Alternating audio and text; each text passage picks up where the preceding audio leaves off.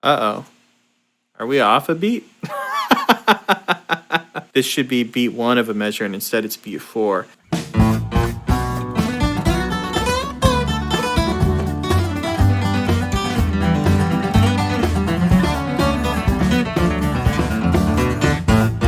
Gone are the days when the ox fall. Hey folks, how are you doing today? So it's actually super late at night. I don't know if you can see the redness in my eyes. I'm feeling kind of bored, so I thought I'd do a transcribing video right now. Hopefully it'll be a quick one. I know the last transcribing video we did, it was super early in the morning, so this has become a theme. But today we're going to be doing the Raw Bikes and Trey Hensley version of Brown Eyed Women. I thought we'd just do Trey's kickoff really quick, and that would be a good use of our time. If you don't know anything about mine and Trey's bromance, you should check out the interview I did with him. That first little bit, was a lot of quote unquote filler stuff, I guess that. No, we don't admit it's filler, but we can hint strongly that it is. That's right. No, it's all great, man. That's the way I play it every time. Trey Hensley is one of my absolute favorite players. I love the way he plays, and secretly I like to think that I play a little bit like him, but that's probably not true. Anyway, let's listen to the recording real quick.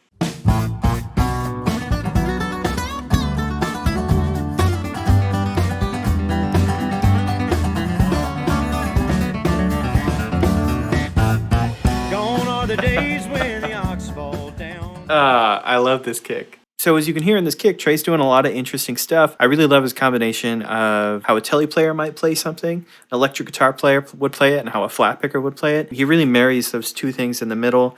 He's super blues influenced. It's a really interesting guitar sound in the flat picking world. So let's see if we can get this down on paper. I'm going to listen to the beginning of this break real quick so we can figure out what key they played in. Bum, bum. So it sounds like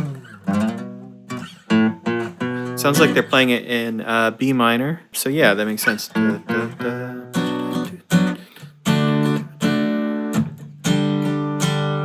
Yeah, right. That's how the tune goes. I know the tune. Don't look at me like that. Yeah, it's a little confusing how you might write this. I don't know. Is that better? Is that less confusing? Rest, da, da, da. Yeah, that's okay. Let's write it like that. Maybe I'll go back and change that. Sometimes those syncopated rhythms like that, sort of how you parse them on the page, like if someone was sight reading this, it might be difficult to read.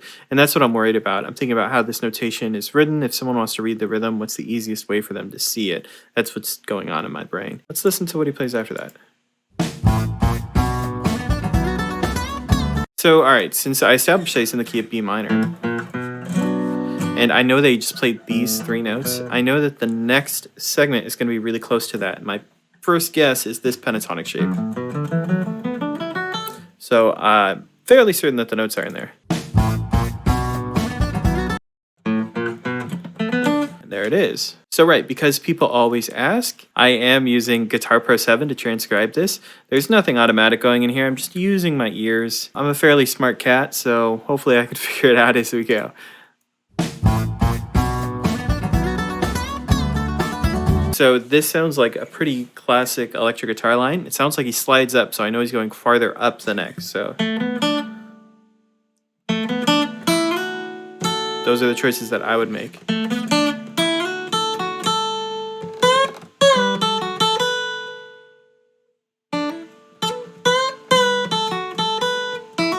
All right, there's our next line. Like I said, hopefully this one's a quick one. If I tie these 2 notes together, hopefully I'll be able to notate a slide, or a bend rather, that makes sense. Let's find that bend notation. How far is he bending? Sounds like a full step, something like that. Sounds like he's letting it down over a quarter note. So it's more like a release in this case. This is funny. This is the thing that I talked about in the last transcribing video, where you figure out too much and then you go to write it down, you forget it as you're getting out on paper. So let's keep listening.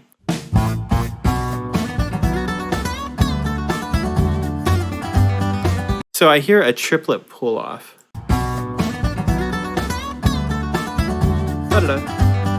Alright, so ba-da-da-doo-doo. And a lot of people call that like a bebop send off or something like that, triplet at the end of the beginning of a line like that. Although it tells me a lot because it's a triplet, because it's a pull off. I know that he's all on the same string. He's pulling off with his fingers, and thinking in my brain, what notes would he choose to do that? Probably pick all neighboring notes. And since we just ended here, it would only make sense to do 3, minor 3 here. And then you could slide down to the root note.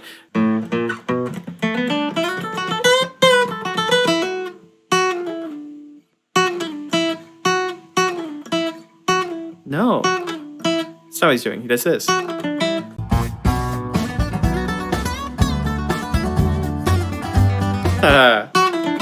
Trey, you sly dog, you. I know what you're doing. Let's change the speed. Let's listen to that slowly and let's make sure we got that right. So I can just hit that settings wheel, go to playback speed, hit half speed.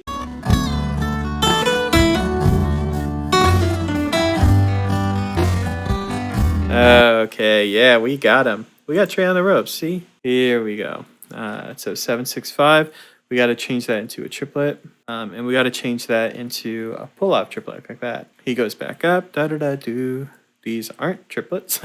Da-da-da-do-da-da. And he slides down. And that note, maybe? Sometimes educated guesses are the way to go. And I always say that in my transcription videos. If you've seen these before, I would rather take a guess and be wrong than spend too much time thinking about if something was right or not.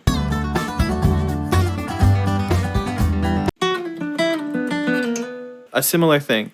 I heard him slide up and down, and that says a lot to me. Let's go in there and let's slow that down again. Maybe this is just too fast, so let's do it. Let's put it at 75% speed, and maybe that'll help me hear it a little bit better.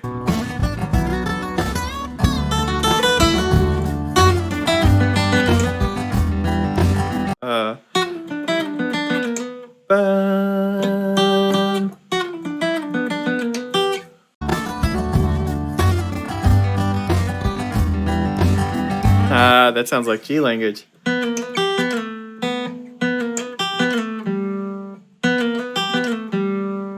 No shame in being wrong. No shame in being wrong. Just feeling something. All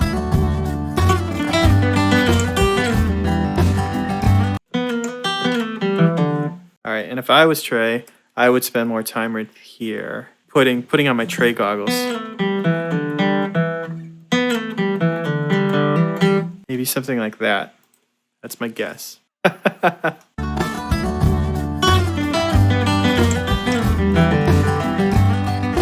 not sure that's right.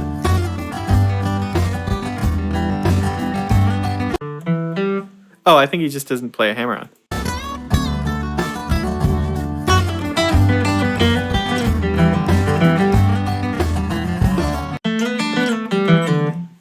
All right. So the reason why I know that phrase is that is very classic bluegrass guitar kind of move. This slide up, hitting that note, and sliding back down. So everything right here in the music, we see that kind of movement a lot. So when I hear that, it sticks out like a sore thumb to me.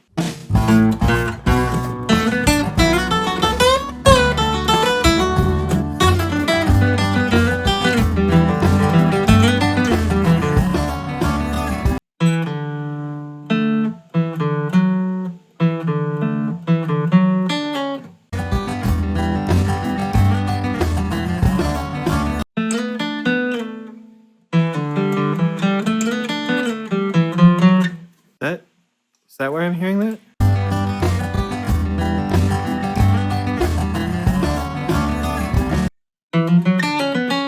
Yeah.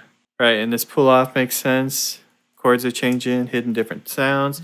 Da-da-boo-da, ba-da-doo-da-da-doo-da.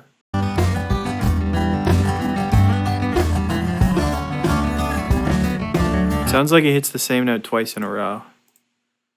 What are you doing, Trey? Why would you do that? Sounds like the open B string and then a fretted B string. Real slow. Ah, yeah. Listen to this right here. Fretted B string, open B string. The timbre, I guess, of the note feels different.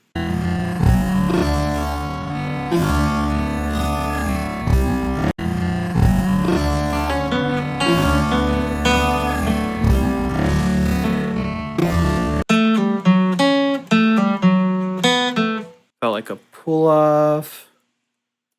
Something like this. I don't want to keep listening to it this slow. Makes me go crazy. Let's play it along to him.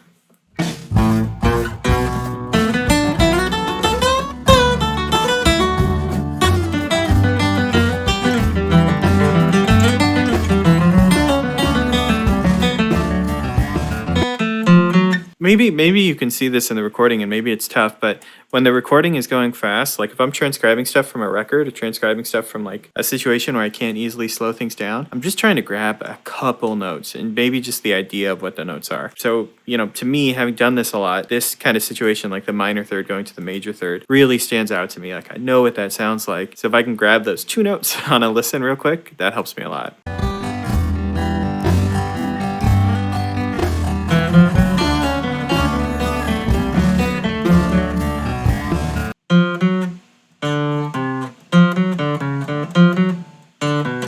Sounds like that. He's wailing on the root note.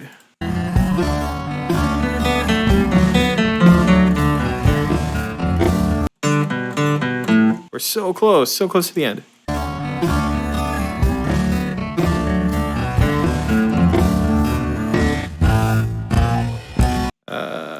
One of these. Sounds like, uh-oh. Are we off a beat?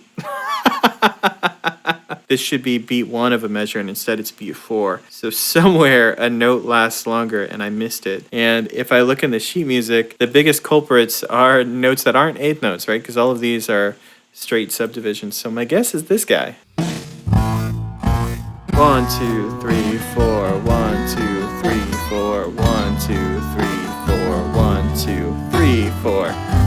Yeah, there it is. Oh no, you've been watching this whole video and you're like, Marcel doesn't know what he's doing. All these rhythms are wrong. Oh, it's late at night. You can forgive me.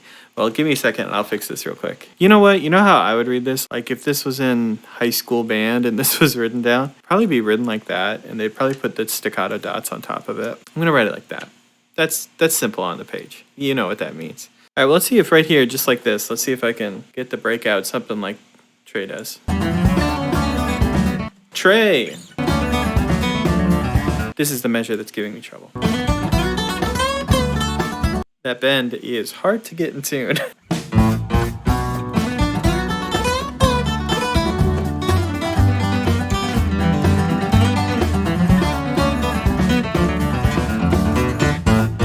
Gone are the days when the ox fall down. Now, I do want to let you all know real quick that you can get this tab at my website, lessonswithmarcel.com, and you'll be able to get it in 3 different versions. You'll be able to get it just tab, be able to get tab and sheet music, and you'll be able to get just the sheet music depending on what kind of person you are. The sheet music isn't perfect right now because I got to go in and clean it up. There's a lot of other things I have to do too. Like for instance, I have to go in and I have to write in all of these pick strokes, and that is something that I have not done yet. So I'm going to get on that, make sure those are all correct. I'm also going to enter the chords. So when you download the tab at my website, it'll be nice and pretty for you all. All right, if you liked hanging out, watching me transcribe this Trey Hensley kickoff, then you should check out all my other videos. There's a bunch of videos on Tony Rice and on people like Billy Strings and Molly Tuttle. It's all over this YouTube channel. It's all bluegrass guitar, and I'm sure you'd like a lot of that. Of course, you're on YouTube. Like, comment, subscribe. You know the things to do, but more important than that, check out my website, lessonswithmarcel.com. There's tons of free stuff on how to play bluegrass guitar. There's articles. All of the videos are over there. And of course, the majority of the tabs associated with YouTube videos are free. There are some paid transcriptions of fiddle tunes, my own arrangements. You can grab those if you like. There's also merch to go with this channel. I'm wearing a shirt right now. And last of all, you can sign up for Skype lessons. And I love my Skype lesson crew. All of those folks are so cool, and it's so awesome that they're so excited to show up and talk about bluegrass guitar. If you want to do that, you can sign up at the website. Anyway, I will see you next week, maybe, for some more exciting bluegrass content. My love was running from town. That midnight train spelled her